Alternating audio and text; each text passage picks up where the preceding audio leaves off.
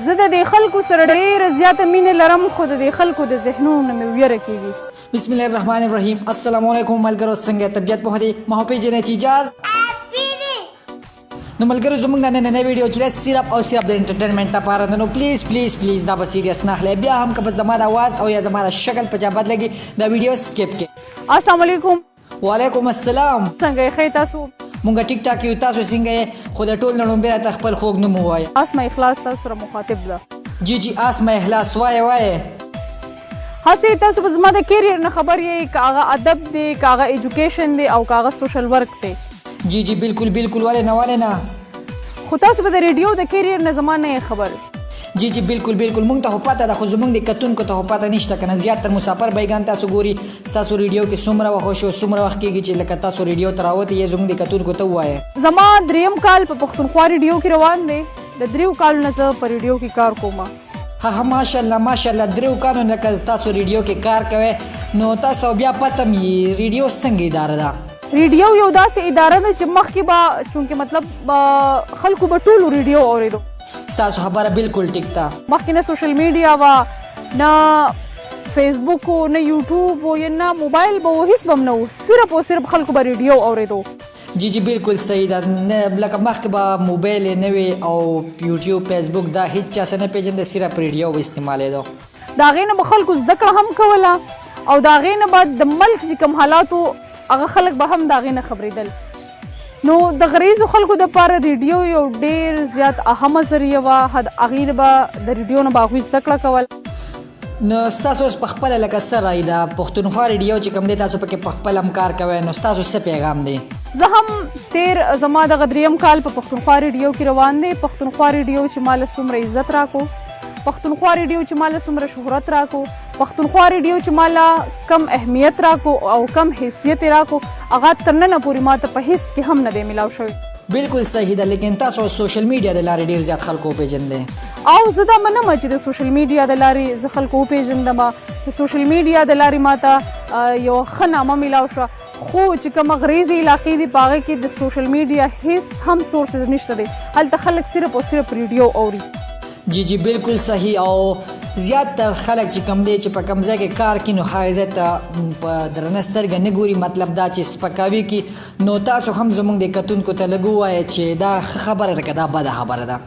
نو یو ځای کې انسان کار کوي، یو ځینې خلک ګټه ترلاسه کوي، هغې ځای ته سپک کتل، د هغې ځای سپکاوی کول، د هغه ځای چې کوم دی بد رد په هغې ځای پسې ویل، دا ډېره زیاته نامناسبه خبره ده. جی جی بالکل ستاسو خبره بالکل ټیک ده. لیکن تاسو به څه وایئ زموږ د کتونکو ته؟ زه وایم چې یو ځای کې انسان ګټه خپل ځان دپاره ترلاسه کوي، رزق هلته پیدا کوي، یا دې نه علاوه هلته پیسې ګټي، نو د هغه ځای درناوی، هغه ځای ته احترام ورکول دا زموږ فرض دی چې موږ هغه ځای ته احترام ولرو. جی جی بالکل بالکل ستاسو خبره بالکل ټیک ده. لیکن دې نه علاوه لکه تاسو په خپله پښتونخوا ریډیو کې چې کوم دی تاسو کار کوئ نو هغې باره کې زموږ د کتونکو ته څه ووایم؟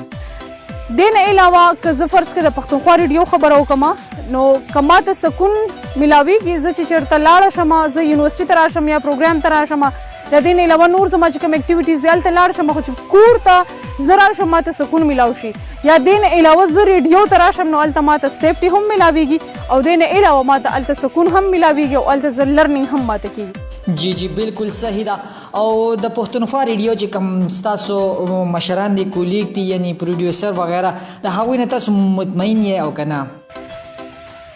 د پښتونخوا ریډیو چې څومره زما کولیګ دي، زما پروډیوسرز دي، د پښتونخوا ریډیو چې کوم سټیشن ډایرکټر دی، د هغوی نه مونږ زه به حیثیت اسمه زه مطمئنه یم. د هغوی چې کوم مونږ سره زده کړه کوي، زموږ سره چې کوم خواري کوي، کوم محنت کوي، د هغې نه زما فیملی هم سټیسفاید ده. زه په خپله هم ښه مطمئنه یم.